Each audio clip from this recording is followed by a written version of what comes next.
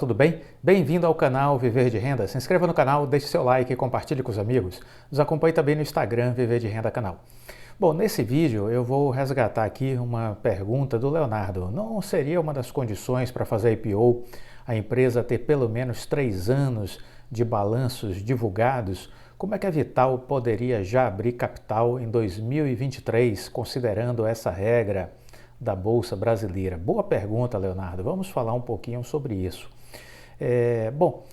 Um dos critérios que a Comissão de Valores Mobiliários, a CVM, coloca de acordo com a legislação para abertura de capital é que a empresa tenha 3 anos de balanços auditados. 3 anos de balanços auditados. Então, é importante a gente ter em mente isso, não é? É importante a gente ter em mente isso. Bom, vamos tentar entender um pouco esse processo da Oi, né? Vamos tentar entender um pouco esse processo da Oi. A Infraco foi criada como uma unidade isolada, né? A Infraco foi criada como uma unidade isolada. E ela passou a ter uma estrutura apartada da Oi, separada da Oi. E isso foi quando? Isso foi em março de 2021. Em março de 2021, a Infraco foi transformada numa estrutura separada da Oi. Então anote aí essa ideia. Março de 2021, a Infraco foi estabelecida como uma unidade de negócio apartada da sua estrutura original, ou seja, de forma independente. Então considere aí 29 de março de 2021.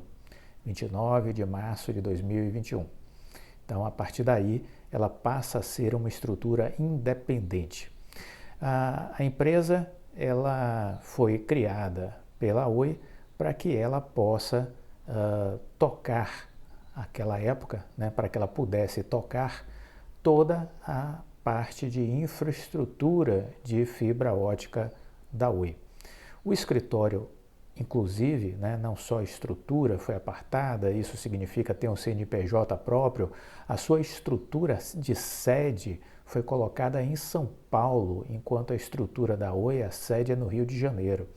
A sede da Infraco foi definido o seu escritório administrativo independente em São Paulo, certo? Funciona em São Paulo. Então é isso que a gente tem que ter em mente, 29 de março. A Oi, inclusive, comunicou isso em fato ao mercado. Ela informou que ela já estava estruturando esse novo negócio, passa a partir dessa data a ter uma estrutura independente da Oi, e ela vai ficar responsável pelos mais de 400 mil quilômetros de fibra ótica, com o plano de atingir, naquela época, 32 milhões de casas passadas até 2025, e naquela época também o plano de investimento era de 20 bilhões de reais em 4 anos. Bom, isso foi o que foi divulgado naquela época, mas fica aí com essa data, 29 de março de 2021. Em sendo assim, o que nós podemos projetar? Em 22 você tem 1 ano, em 23 você tem 2 anos, no início de 23, e no início de 24 você tem exatamente os 3 anos, não é? Que são exigidos. Os 3 anos que são exigidos chega exatamente aí em março de 2024. Então, esse é o horizonte de tempo. Muito bem, se nós estamos pensando em antecipação do IPO da Vital, temos esse horizonte, março de 24. Então, 2023 seria o período para a organização do processo. E aí uma abertura de capital, o IPO, em sendo Bolsa Brasileira, seria então no início de 2024. E não mais 2025, como foi o primeiro recorte produzido lá atrás pela própria Oi, né? como uma possibilidade de abertura de capital em 2025. Então, temos aí um parâmetro, março, né, de 24. 2023 seria para você estruturar a empresa para o IPO. Normalmente 9 meses,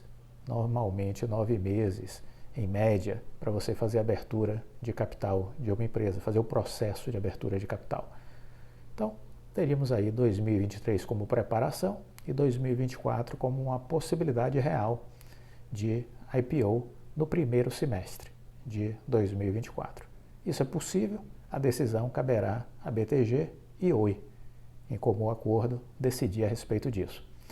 Vamos lembrar também que a Vital informou ao mercado, isso o próprio Rodrigo Abreu também anunciou isso, que ela será inscrita na Comissão de Valores Mobiliários e vai começar a divulgar balanços. O Rodrigo Abreu anunciou que a Vital vai pedir inscrição da empresa na categoria B, a CVM, o que implica a divulgação periódica dos seus resultados. Então, isso na apresentação de resultados da Oi, o Rodrigo Abreu anunciou.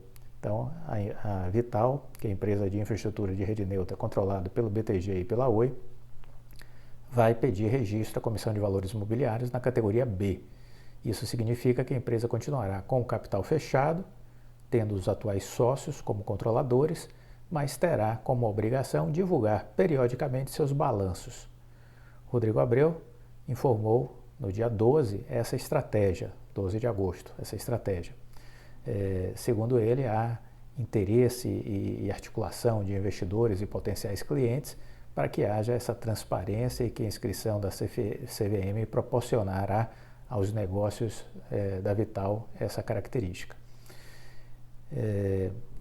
A Vital já está com a marca de 17 milhões de casas passadas, pretende chegar a 34 milhões de casas passadas até 2025, vai investir 30 bilhões de reais até 2025 em expansão do seu modelo de negócios. Hoje fatura 5 bilhões de reais a Vital, 2,5 bi é por conta de pagamentos da Oi, a Vital, é o seu cliente âncora, né? E levantou com bancos 5,7 bi para fazer investimentos já neste momento. Então, esses são os dados, esses são os números. Nesta projeção que temos hoje de 17 milhões de casas passadas, vamos lembrar que isso representa 18% das residências brasileiras e estabelecimentos comerciais de pequenas e médias empresas. Ao dobrar isso para 34%, nós estamos falando em 36% dos domicílios e das pequenas e médias empresas tendo a fibra ótica da Vital passando na porta. Ou seja, poderá ser acessada, poderá ser transformada de casa passada em casa conectada. É um potencial que existe, né? A Vital, no segundo trimestre deste ano, passou fibra em 1,2 milhões de casas. Nenhuma outra empresa se aproxima deste ritmo, garantiu Rodrigo Abreu, né? Então, esse é um fato novo, esse é um fato relevante, esse é um fato útil, porque nós poderemos começar a acompanhar também os números da Vital, tendo mais transparência. E é mais uma estratégia dentro da lógica de abertura de capital, do IPO, né? Mas coloca aí o horizonte. Março de 23, teremos aí a possibilidade, né?